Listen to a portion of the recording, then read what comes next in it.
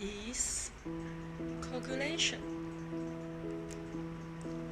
Coagulation is the formation of small flocs from dispersed chloride using coagulating agents. Then, do you know what is flocculation? Flocculation is the agglomeration of small flocs into larger settable particles using flocculating agents. Microflocs have small pores, high resistance to shear, and smaller porosity. Macrofloc formed by microflocs is large but weak and high porosity. Now I'm going to present about coagulating agents. There are two classifications, which are primary coagulant and coagulant aids.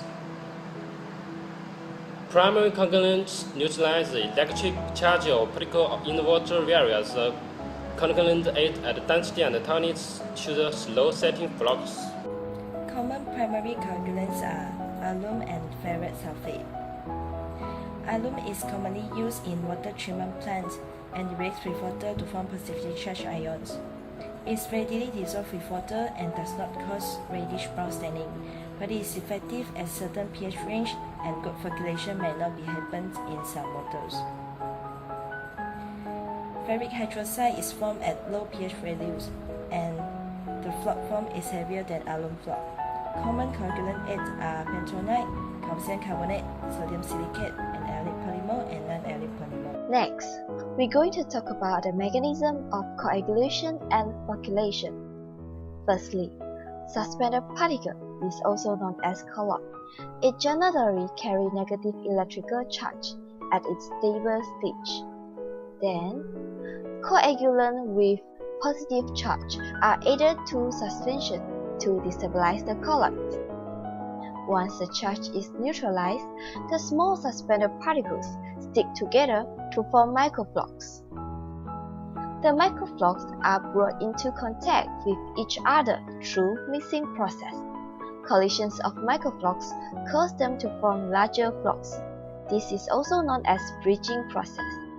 The floc size continues to build through additional collisions. Microflocs are formed. Once the floc has reached its optimum size and strength, the water is ready for separation process such as sedimentation, flotation, and filtration. Advantages of coagulation and flocculation. First, it is a simple technology and cost-effective.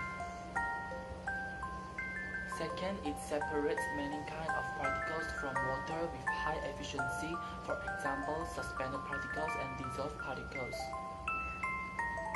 Third, it improves filtration process.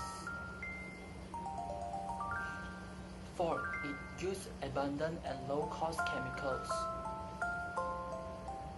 Disadvantages of coagulation and flocculation. First, it is a time-consuming process. Second, it requires continuous input of chemicals.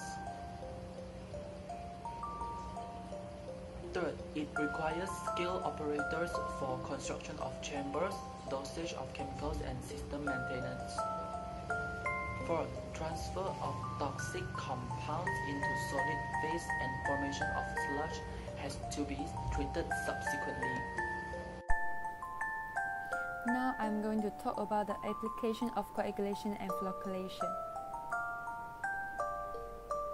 Here is the example of a drinking water treatment process. First, raw water is taken from the surface water source. Then coagulant is added. Coagulation and sedimentation then takes place. Flocs settle down to the bottom, which leaves the water clear.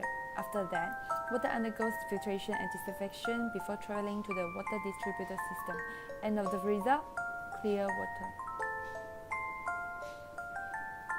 Many countries around the world use this method for cleaning their water supplies. For instance, Singapore produces drinking water from sewer water using a number of methods, including flocculation. As the global population increases, freshwater resources become more and more insufficient for demand. So, Coagulation and flocculation are one of the tools that can supply clean, healthy, and tasty drinking water worldwide. And that's all from us. Thank you for watching.